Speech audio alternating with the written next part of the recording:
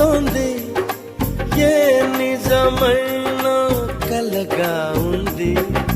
విసుగేతో కలిగింది, దిగులేతో పెరిగింది, అసలేతో జరిగింది, మతి కాస్త పోయింది.